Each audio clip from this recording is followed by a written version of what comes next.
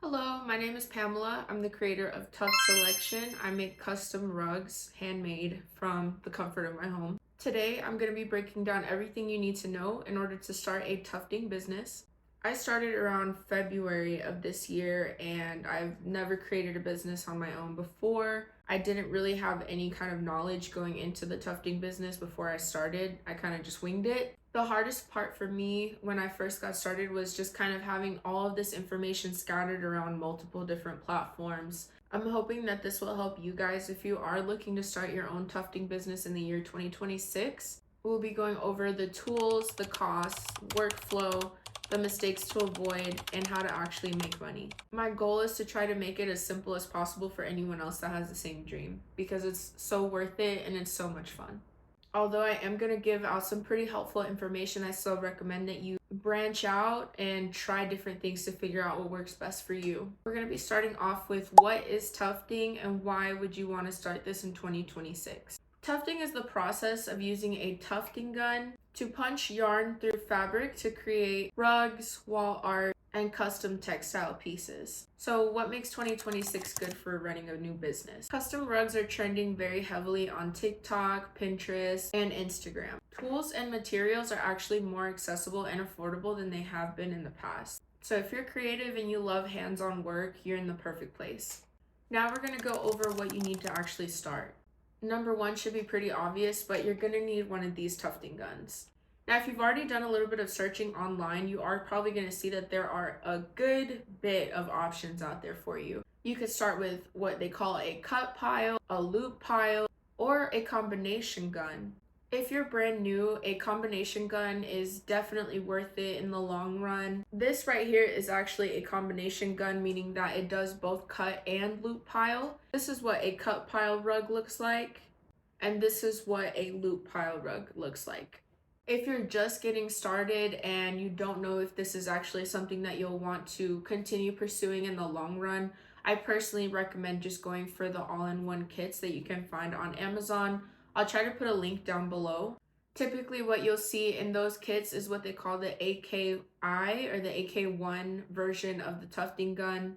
Don't mind mine, it's a little bit dusty, but this is what the AK1 looks like in comparison to the AK5. As far as I'm aware, this one is only a cut pile tufting gun.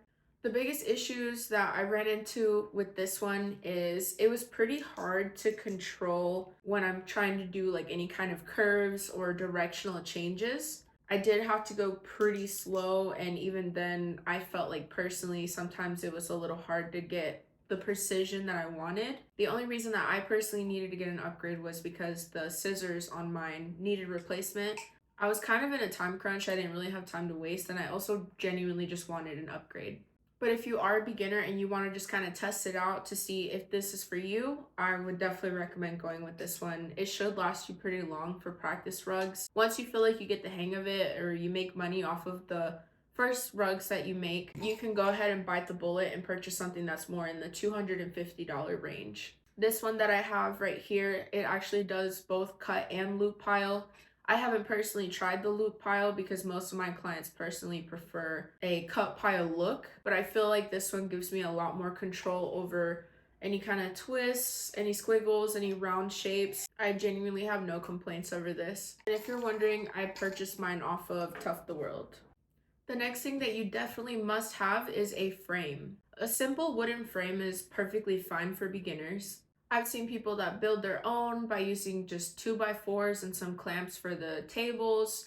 There are a lot of very affordable options on Amazon. I personally went all in whenever I started this business, so I purchased an aluminum frame off of Amazon. Again, I totally recommend that you kind of figure out what will work best for you. I've heard some people say that they hate the frame that I'm working with. The biggest downsides to that one, I would say, is just the weight. If you push on it too much, it does tend to kind of like move back away from you, and you don't want that when you're tufting. The main reason why I purchased it is because of the size. It allows me to create 4x4 foot rugs, and it is adjustable, so I don't always have to use a full sheet of fabric just to create one rug.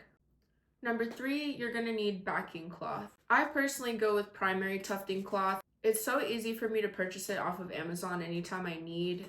They come in very large sizes.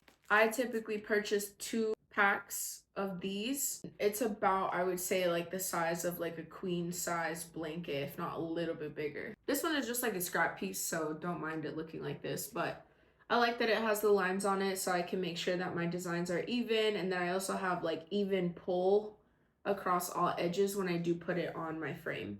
Next thing that you're gonna need is yarn. Again, I have to give a disclosure. There can be a lot of discourse in the tufting community, so this is just what personally worked for me. I still recommend that everybody goes out and tries out whatever works for them. Do your own research. But if you are a beginner, I think affordability is always going to be your best friend because you get to do the experimenting without necessarily losing a lot of money out of pocket. I will be completely open. Every single rug that I make is made out of acrylic yarn. I ideally wanted to start by working with wool, but being that I just started out and I saw those prices as a beginner, it was definitely not going to happen for me.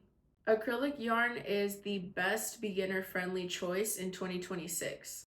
It's affordable and it comes in a bunch of colors. And I'll add this on as another thing that I feel like kind of goes with yarn.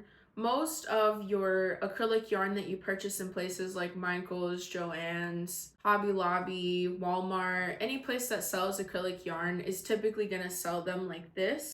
So I highly recommend that you invest into some type of yarn spinner like this one.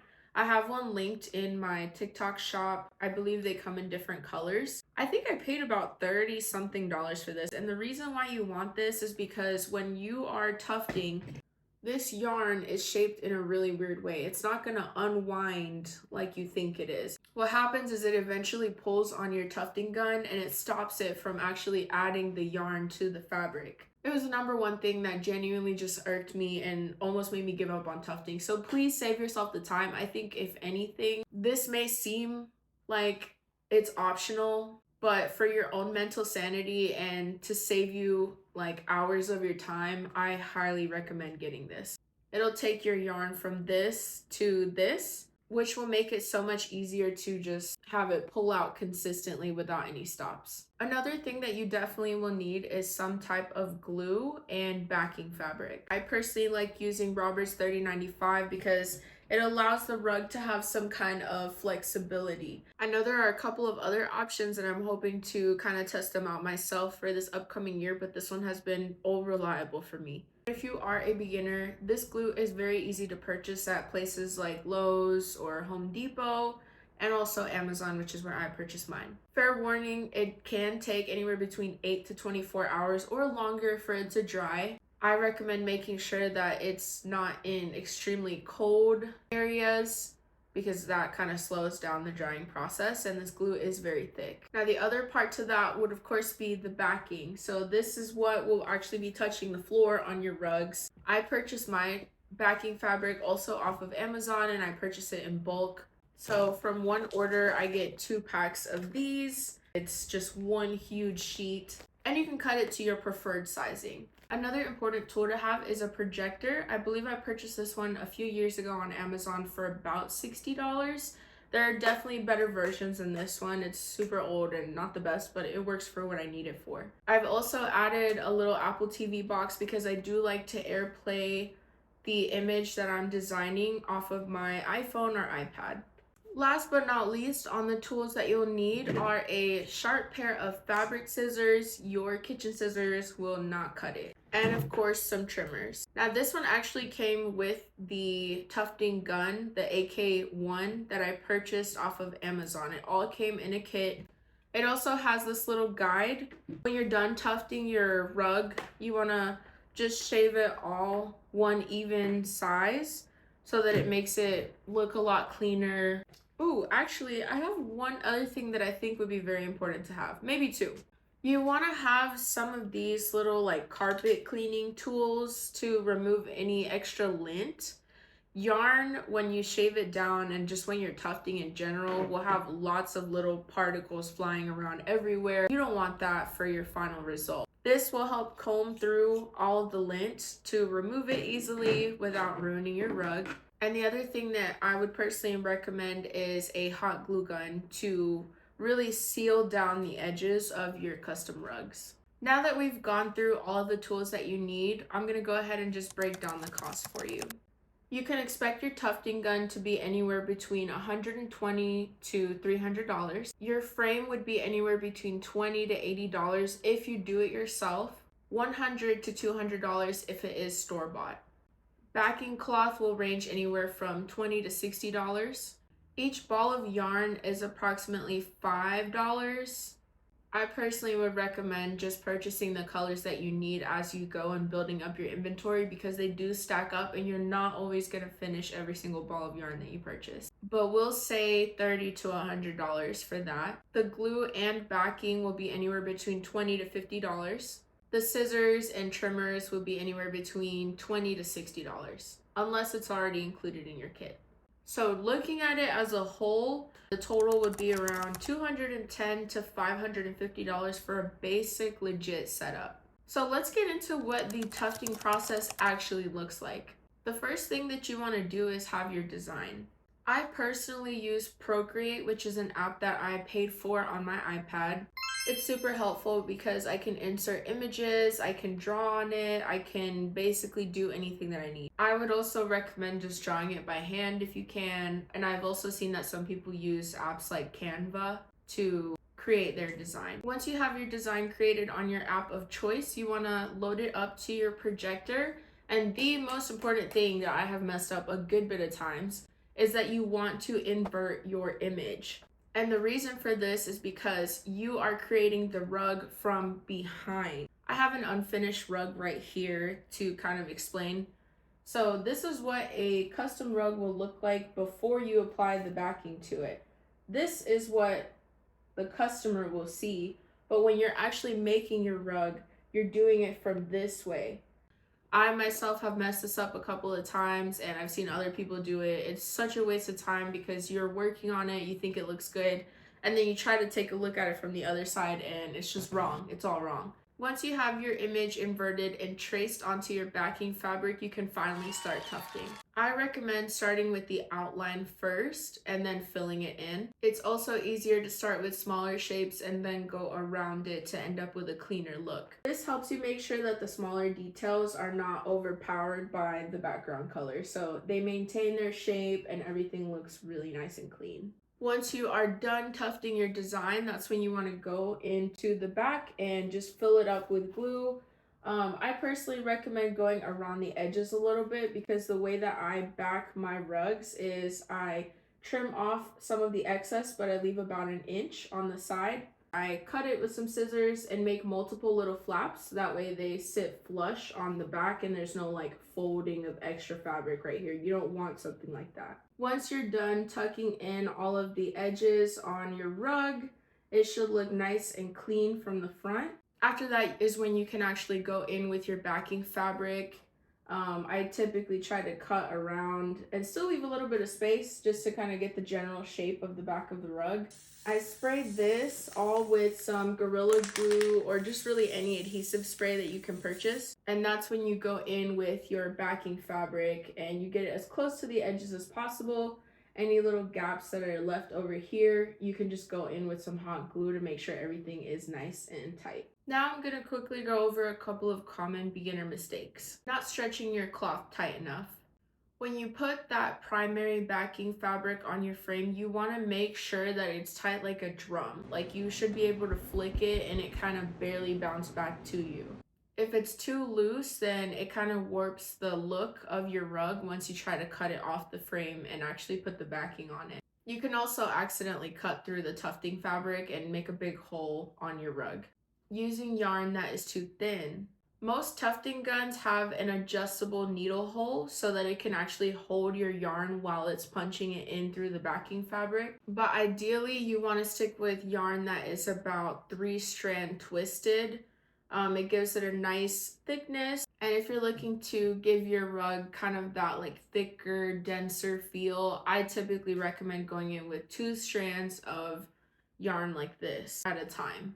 Tufting too fast. I think this one is super important. If you tuft slowly, it'll make sure that everything comes out looking very clean, very uniform. If you do it fast, it can end up turning out pretty messy. Another thing you want to avoid is overpacking an area with yarn.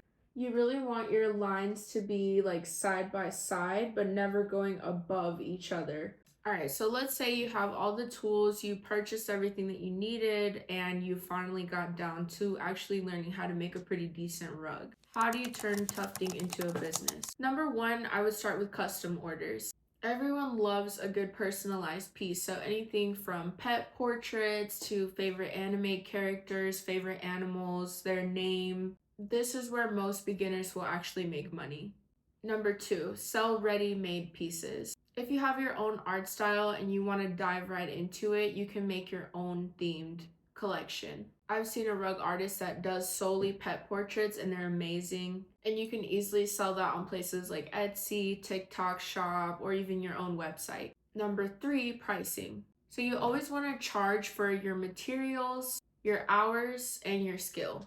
If you know your skills are not where they need to be quite yet, I would recommend starting off anywhere between like the $50 to maybe like $150 range, depending on the size as well. Once you get better at your craft and depending on how large of a rug you can actually sell, they can go all the way up to about $400. The great thing is that since it is your business, you can price them however you think is fair. But the main thing that I would keep in mind is to not undersell your products. Number four, content is king. No one is going to want to buy your rugs if they don't know that you're selling rugs. So show all of the behind the scenes, final results. People love to see the process, and your content builds your customer base. My final tips for success would be number one, be consistent. Whether it's posting or practicing or a combination of the two, every minute that you put in will improve your rugs and also how much time it takes for you to finish them. Make sure to keep your designs unique. There are so many tufters out there in the tufting community right now, and I can say that when I first started off, I did see a lot of designs that were reused. Now, this could be because of client demand, but the tufters that I've seen have the most success with their business are doing something that has never been seen before, and people love that creativity and uniqueness. Lastly, don't put too much pressure on yourself to be perfect. It is totally fine to try it out just to see if this is something that you actually want to pursue long term. There's nothing that is holding you down to committing to it. But yeah, that's everything that you need to know in order to start your own tufting business in 2026. If you want more tutorials, business tips, or behind the scenes of my work, make sure to like this video, subscribe, and feel free to drop any questions in the comments.